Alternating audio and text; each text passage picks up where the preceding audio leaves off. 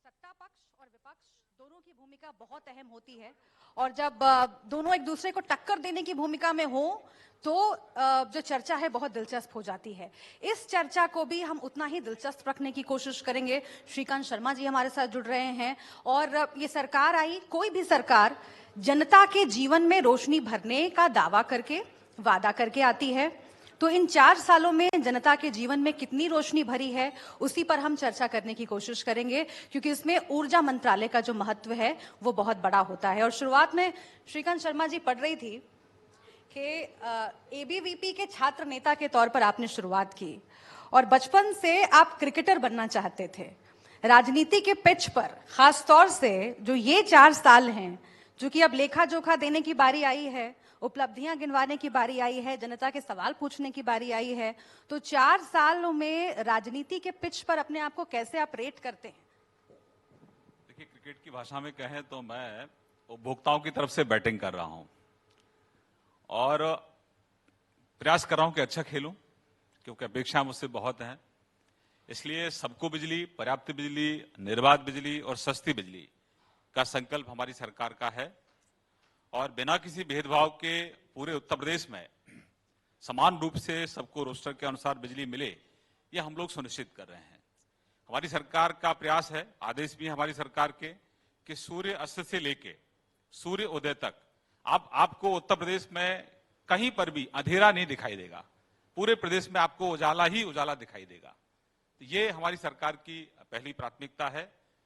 अब किसान को रात को ठंडी में जागना नहीं पड़ता। हमने एग्रीकल्चर फीडर सेपरेट किए हैं, लगभग 60% हमारे एग्रीकल्चर फीडर सेपरेट हो गए हैं।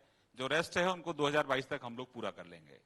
तो जो एग्रीकल्चर फीडर हमारे सेपरेट हो गए हैं, वहां किसान को मालूम है कि सुबह 7 बजे से लेके और शाम को 5 बजे तक 10 घंटे बिना व्यवधान के कृषि फीडर पर बिजली रहती है। तो अब किसान को रात को जागने की आवश्यकता नहीं होती है। पहले बेचारा जागता रहता था, उसको लगता था कि बिजली आ गई, खेत पर पहुंचता था तो बिजली चली जाती थी। तो एक भरोसा हमने किसानों में, आम जनता में बिजली को लेकर एक भरोसा हमने पैदा किया है। और अगला हमारा जो लक्ष्य है, गांव में 24 घंटे बिजली सबको मिले, ये हम लोग सुनिश्चित कर रहे हैं। मैं जो भी रिफॉर्म कर रहे हैं हम लोग, उनकी शुरुआत मैंने या तो अपनी विधानसभा से की है या फिर मैंने अपने गांव से की है। हमारे यहाँ चोरी एक बड़ी समस्या थी, उस पर हमने अभियान चलाया, अपनी विधानसभा से शुरुआत की। अभी भी गांव को 24 घंटे बिजली देने का हमारा अभियान चल रहा है। 15% से नीचे एटीएनसी लॉस लाओ और 24 घंटे बिजली पाओ। उसमें हम सभी जनप्रतिनिधियों का भी सहयोग ले रहे हैं। हमने सभी माननीय सांसदों को, माननीय विधायकों को 10-10 फीडर दिए हैं कि आप अपने क्षेत्र में 10 फीडर लीजिए, इनमें 15% से नीचे लाइन हानियां लेकर आइए और 24 घंटे बिजली पाइए। केवल 24 घंटे बिजली नहीं मिलेगी, प्राथमिकता के आधार पर उन फीडरों पर जो गांव है वहां पर हम जर्जर तारों को बदल रहे हैं, ट्रांसफार्मर की क्षमता वृद्धि कर रहे हैं और इसकी शुरुआत भी मैंने अपने गांव से की है।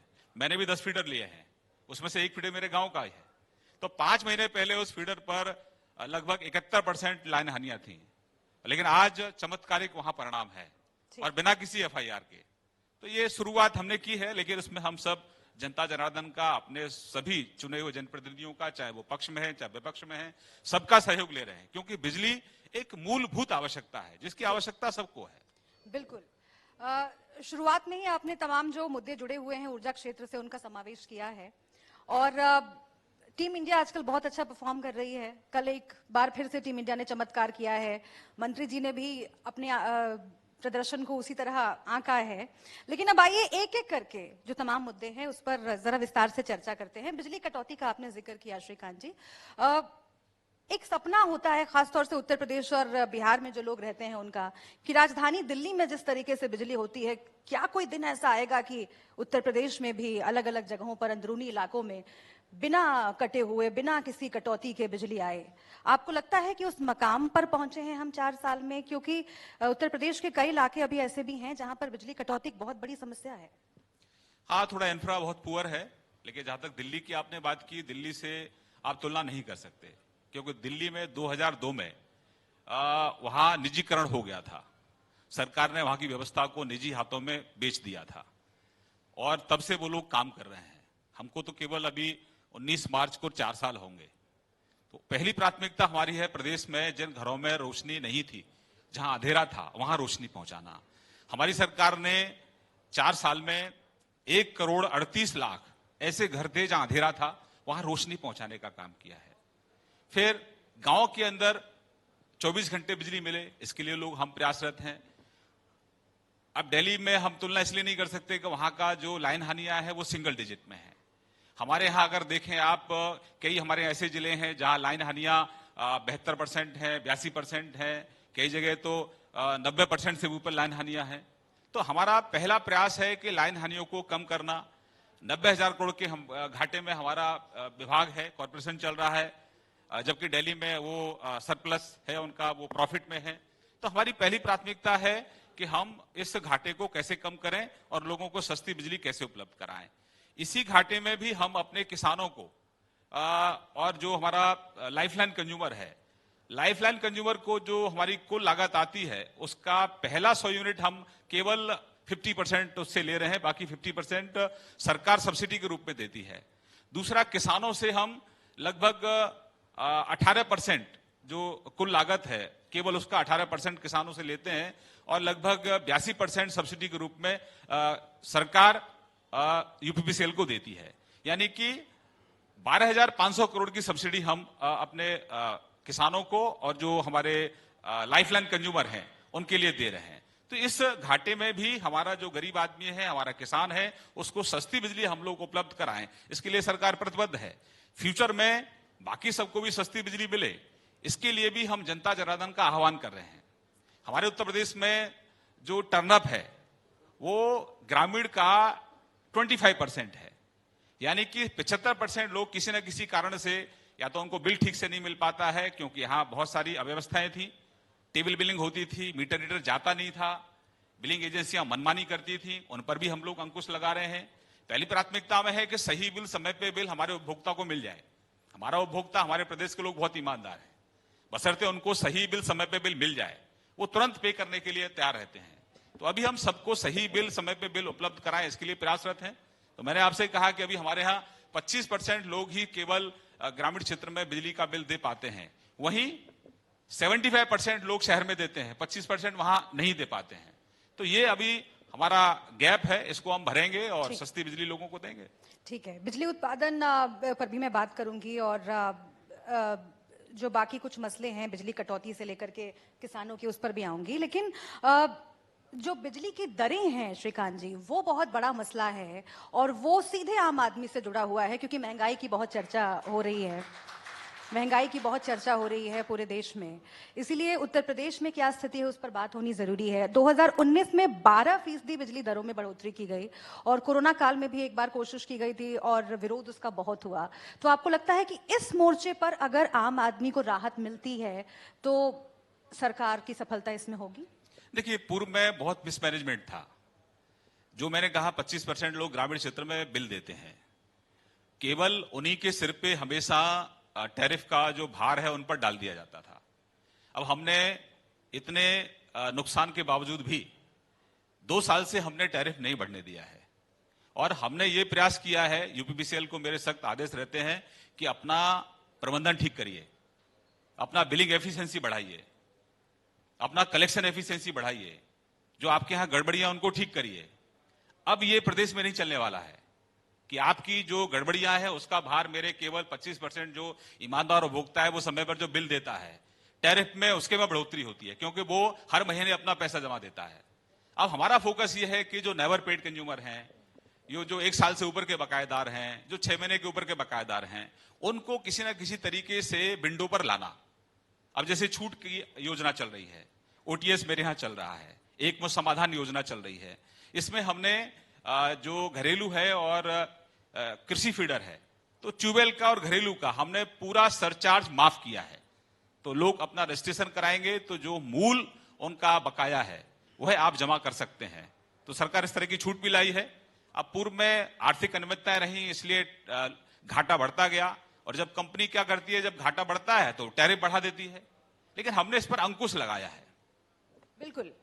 आपने ये बात बहुत अच्छी कही कि दिल्ली से तुलना नहीं की जा सकती है, क्योंकि विद्युत उत्पादन जो है उसे भी देखना समझना बहुत ज़रूरी है कि वो किस लिहाज से कैसे आगे बढ़ रहा है और कितनी सफलता इसमें मिली है। इस पर भी मैं चाहती हूँ कि श्रीकांत जी ज़रा बात हो। क्या लक्ष्य आपने तय किया था 4 साल पहले ताकि विद्युत उत्पादन बढ़े, और 4 साल के बाद हम कहाँ पर उत्तर प्रदेश में खड़े हैं? क्योंकि आप कह रहे हैं कि आयोग घाटे में है और इसी वजह से कई बार टैरिफ बढ़ने की भी नौबत आती है। तो इस दिशा में सरकार का लक्ष्य क्या है, और फिर से एक बार अगर आपको मौका मिलता है तो क्या किस तरफ बढ़ा जाएगा? देखिए, हम लोग ट्रांसमिशन की क्षमता बढ़ा रहे हैं, हमारे पास बिजली पर्याप्त है। उत्तर प्रदेश ऐसा राज्य है जो पहले बिजली ज्यादा खरीदता था, लेकिन अब उत्तर प्रदेश बिजली बेच भी रहा है। तो ऐसा पहला राज्य है, हमारे पास सरप्लस पावर है। हमारे पास 2032 तक की पूरी व्यवस्था है। हमारे पूर्व में जो पीपीए हुए हैं उन्हीं का हमको बहुत नुकसान होता है, क्योंकि लेकिन सरकार एक होती है, उसमें व्यक्ति बदलते हैं, लेकिन सरकार होती है। पूर्व में जो लोग सरकारों में रहे उन्होंने पीपीए किए, लेकिन वो महंगे पीपीए थे। उसका भी हमको फिक्स चार्ज देना पड़ता है। 4,800 करोड़ तो हमको बिना उनसे बिजली लिए ही देना पड़ता है, तो उसका नुकसान भी हमको होता है, वो टैरिफ में जुड़ जाता है। तो हमारी प्राथमिकता यह है, हम धन्यवाद देना चाहेंगे आपके मन से अपने देश के प्रधानमंत्री जी को कि उन्होंने एक वन नेशन वन ग्रिड की वो बात कर रहे हैं। तो आने वाले समय में जैसे दीप पोर्टल है, हमको अगर बिजली चाहिए तो हम बिजली वहां से ले लेते हैं। जब मार्केट में बिजली मेरे पास उपलब्ध है तो फिर महंगे प्लांट लगाने का कोई औचित्य नहीं है। और पहले से ही प्लांट इतने यहां हैं, उन्हीं का हम अगर सही से उपयोग कर लें तो वो हमारे लिए अच्छा है। लेकिन हमारा फोकस है, जब हम सस्ती बिजली अपने उपभोक्ताओं को देना चाहते हैं तो हमको जब सस्ती बिजली मिलेगी तभी हम सस्ती बिजली दे पाएंगे। अब मैं आती हूँ ग्रामीण इलाकों पर। आपने हालांकि इसकी बात की पहले, लेकिन अलग से ग्रामीण इलाकों में बिजली की आपूर्ति कितनी बड़ी है इस पर चर्चा होनी बहुत जरूरी है। पहले क्या स्थिति थी, आप लोगों की क्या नीतियां रहीं ताकि ग्रामीण इलाकों में ज्यादा से ज्यादा बिजली पहुंचे? और सबसे महत्वपूर्ण बात, किसानों तक बिजली पहुंचना बहुत जरूरी है। किसानों का मसला पूरे देश में गूंज भी रहा है, सरकार के सामने चुनौतियां बनी हुई हैं। ऐसे में किसानों को न सिर्फ बिजली पहुंचे बल्कि जो बिलों में बहुत अनियमितता होती है वो दूर हो, क्योंकि कई जगहों से शिकायत आती है कि बिजली बिल ज्यादा आ जाते हैं और उस वजह से कई ऐसे कदम भी उठा लेते हैं किसान, जो कि बहुत आपत्तिजनक है, जो कि बहुत दुर्भाग्यपूर्ण है। इस देश में आज भी ऐसा हो रहा है। इस मोर्चे पर अभी तक क्या हुआ? देखिए, चुनौतियां बहुत हैं, लेकिन अगर आप निष्ठा से ईमानदारी से काम करते हैं तो चुनौतियों को अवसर में भी आप बदलते हैं। हमने जैसे एग्रीकल्चर फीडर अलग किया है, ग्रामीण फीडर हम लोग अलग कर रहे हैं, इंडस्ट्रियल फीडर हमने अलग कर दिया है, शहरी फीडर आपके पहले से ही अलग हैं। तो हम बहुत योजनाबद्ध तरीके से काम कर रहे हैं। जब हमने कृषि फीडर जहां अलग हो गए तो अब हमारे गांव में कहीं फ्लक्चुएशन नहीं होती है, कहीं ओवरलोड की समस्या नहीं होती है, ट्रांसफार्मर फूकने की समस्याएं थी, जो शिकायतें थी वो कम हुई हैं। तो जैसे जैसे हम लोग, अब हमारा सेकंड फेज जब पूरा हो जाएगा, एग्रीकल्चर जो फीडर जो सेपरेट किए हैं, तो फिर गांव में जो निर्बाध बिजली का हमारा संकल्प है वो पूरा होगा। गांव में बिजली जाती है लेकिन ऐसे बल्ब जो है टिमटिमाता रहता है, आप सिर्फ दिखता है कि बल्ब जल रहा है और लो वोल्टेज होता है उसमें। तो बहुत सारी दिक्कत है, इसलिए हमने अपनी ट्रांसमिशन क्षमता को भी बढ़ाया है। अब अभी कल ही हमने, हमारे आदरणीय मुख्यमंत्री जी ने जो हमारे उपकेंद्र है उनका लोकार्पण किया है। तो अब हमारे जो 33/11 के सब स्टेशन हैं उनको हम पूरी तरह से वो ओवरलोड ना हो, इसकी चिंता हम लोग कर रहे हैं। गांव के अंदर पहले बिजली का कोई रोस्टर नहीं होता था, आई कब जाएगी किसी को कुछ पता नहीं होता था। कई गांव में तो एक हफ्ते रात को आएगी, एक हफ्ते दिन में आएगी। लेकिन हमने इस व्यवस्था को दुरुस्त किया है। आज हमारी सरकार है, हमारी जिम्मेदारी बनती है कि हम लोगों को बेहतर तरीके से बिजली दें। और मेरी इसमें रुचि इसलिए ज्यादा रहती है कि मैं गांव से आता हूं। मैं जब पढ़ता था गांव में तो हम लोग पता नहीं कब बिजली आती थी, हम लोग लैंटन में पढ़ के यहां तक पहुंचे हैं। तो हम नहीं चाहते हमारा नौजवान जो है, हमारे प्रदेश का नौजवान, अब उसको लैंटन में पढ़ना पड़े, उसको पर्याप्त बिजली मिलती रहे, ऐसी हमारी कोशिश रहती है और उसमें हम सफल भी हो रहे हैं। दूसरा, गांव को 24 घंटे बिजली देने का एक और हमारा मकसद है। हम नहीं चाहते कि हमारे प्रदेश का नौजवान किसी दूसरे राज्य में पलायन करके जाए। हमारे यहां बहुत टैलेंट है, उत्तर प्रदेश में प्रतिभाओं की कमी नहीं है, उनको अवसर कैसे मिले, और सबसे बुनियादी आवश्यकता है गांव में 24 घंटे बिजली की। अगर गांव में 24 घंटे बिजली मिलेगी तो गांव का जो नौजवान है, जो पढ़ाई लिखाई करके आया है, गांव में स्वरोजगार करना चाहता है, तो उसको आसानी से वो अपने गांव में स्वरोजगार कर सके। ये भी हमारा प्रयास है। हमने 54% गांव में आपूर्ति में वृद्धि की है, 54%। हालांकि उसको हमको नुकसान भी हो रहा है, क्योंकि जहां से पैसा नहीं आता है वहां हम बिजली दे रहे हैं। पूर्व में ऐसा होता था कि जहां से पैसा नहीं आता है वहां ज्यादा कटौती होती थी, लेकिन हमने उस भेदभाव को समाप्त किया है। गांव को 24 घंटे बिजली क्यों ना मिले, गांव को 18 घंटे बिजली क्यों ना मिले, ये हमने सुनिश्चित किया है। और इसलिए आपके तमाम रिपोर्टर्स होंगे, आप तहकीकात कर लीजिए, हमारे यहां सूर्य अस्त से लेके और सूर्य उदय तक गांव में अंधेरा नहीं रहता है, गांव में उजाला रहता है। जूही जी बैठी हैं, बहुत स्वागत है आपका, मुस्कुरा रही हैं। अच्छा, हमारे नेता प्रतिपक्ष भी बैठे हैं, बहुत धन्यवाद। आपका भी बहुत स्वागत है सर। चर्चा आगे विपक्ष के नेताओं से भी होगी, लेकिन जैसा कि आपने ये कहा कि गांव में बिजली पहुंची है, अभी एक दावा ये भी है सरकार का कि गांव-गांव तक हमने बिजली पहुंचा दी है। अब कोई भी गांव ऐसा नहीं बचा पूरे भारतवर्ष में जहां पर बिजली नहीं है। आपने बहुत अच्छी बात कही कि कई जगह ट्रांसफार्मर हैं, लेकिन वो काम नहीं कर रहे हैं, एक बल्ब जल रहा है, लेकिन किसानों की जो ज़रूरतें हैं उसकी आपूर्ति अभी तक नहीं हो पा रही है। तो उत्तर प्रदेश में ये स्थिति आखिर कब तक दुरुस्त हो जाएगी? सिर्फ ये कह देने भर से तो वाकई काम नहीं चलेगा कि गांव में बिजली हमने पहुंचा दी है। 24 घंटे बिजली रहे, उसका किसान फायदा उठा सके, ये बहुत जरूरी है। आज आप इस मंच से क्या किसानों को आश्वस्त करेंगे कि वो वक्त जल्द आने वाला है जब उनको बिजली की आपूर्ति इस हद तक होगी कि उनकी फसल खराब नहीं होगी, सिंचाई की सुविधा उनके लिए बढ़ेगी और किसी तरह की कोई दिक्कतें नहीं आएंगी? आखिर क्या लक्ष्य लेकर चल रहे हैं आप आगे? देखिए, मैं भी छोटा किसान हूं, हम लोग सीमांत किसान हैं, हम लोग बड़े किसान नहीं है। जमीन क्योंकि बढ़ती नहीं है, परिवार बढ़ते हैं, तो सीमांत किसानों को क्या दिक्कतें होती हैं ये हमसे ज्यादा कोई नहीं जानता। और इसीलिए आने वाले समय में, अभी मैं कह रहा हूं आज आपके मंच पर बैठकर, हम लोग काम करने वाले लोग हैं और गांव में चाहे ग्रामीण क्षेत्र है चाहे ट्यूबवेल है, हमने जहां एग्रीकल्चर फीडर सेपरेट किया है वहां 10 घंटे बिजली मिले, ये हम लोग सुनिश्चित करते हैं। 1912 हमारा एक टोल फ्री नंबर है। अगर कहीं तार टूटता है, कुछ गड़बड़ होती है, क्योंकि अभी तारों को बदलने का अभियान और चलेगा, जर्जर तारें हैं, निश्चित रूप से कहीं त्रुटि होती है, टेक्निकल फॉल्ट होता है, लेकिन वो कम से कम समय में पूरा हो, ये भी हम सुनिश्चित करते हैं। 1912 हमारा एक टोल फ्री नंबर है, तुरंत शिकायत आती है, कम से कम समय में शिकायत का निस्तारण भी होता है, ऐसा हम लोग प्रयास करते हैं। पहले किसान के ट्यूबवेल का जो ट्रांसफॉर्मर है फूक जाता था, एक महीना लग जाता था, कोई चिंता नहीं करता था। अब वो 1912 पे शिकायत करता है, 48 घंटे से पहले उसके यहां ट्रांसफॉर्मर लग जाता है, अब उसको ज्यादा परेशान होने की जरूरत नहीं है। तो हम थोड़ा टेक्नोलॉजी का भी सहारा ले रहे हैं और नीचे जेई से लेके और चेयरमैन तक हम लोग जवाबदेही तय करते हैं। मैं सरकार के मंत्री के नाते शिकायतों को सोशल मीडिया पर सुनता हूं, फेसबुक पे सुनता हूं, ट्विटर पे सुनता हूं, 1912 पे सुनता हूं, ईमेल पे सुनता हूं, व्हाट्सएप पे सुनता हूं, और उपभोक्ता को आज ये एहसास होता है कि आज उसकी सुनवाई होती है। और इसीलिए नीचे से ऊपर तक के सिस्टम की जवाबदेही भी हम लोग तय करते हैं। जी, वक्त हमारे पास जरा कम है। एक आखिरी सवाल आपसे पूछना चाहती हूँ, क्योंकि बिजली चोरी का जो मसला है उत्तर प्रदेश में बहुत बड़ा है और यहाँ बैठे हुए लोग इत्तेफाक रखते होंगे, और उससे क्या होता है कि जो लोग बिजली चोरी करते हैं, बिल नहीं देते हैं, उससे जो रेगुलर बिल देते हैं उन पर असर पड़ता है, उनको नुकसान भुगतना पड़ता है। तो इसको दूर करने के लिए अब तक सरकार ने क्या किया? मैंने पहले ही आपको बताया कि मैं सबका आह्वान करूंगा। सरकार आपको सस्ती बिजली दे रही है, जितने यूनिट आप कंज्यूम कर रहे हैं उतना बिल आप समय पर जमा करा दीजिए। दूसरा, आने वाले समय में केंद्रीय नियामक आयोग के आदेश हैं कि आने वाले समय में हमको प्रीपेड पे जाना है। ये केंद्रीय नियामक आयोग ने तय किया है, 3 लाख करोड़ का बजट भी उन्होंने पूरे देश के लिए रखा है। आने वाला समय जैसे मोबाइल को आप रिचार्ज कराते हैं, ऐसे ही आप अपने मीटर को भी रिचार्ज कराएंगे।